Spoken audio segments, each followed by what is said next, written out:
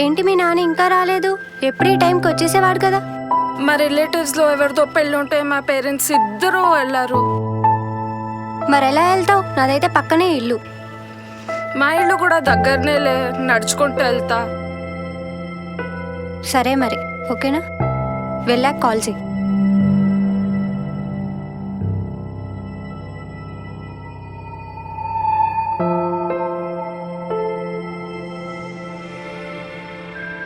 రే ఆ అమ్మాయి చూడరా, ఏముంది? అవునరా, ట్రై చేద్దామా?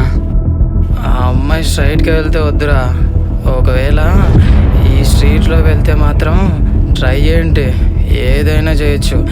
ఈ టైంలో ఈ దారిలో ఎవ్వరు రారు.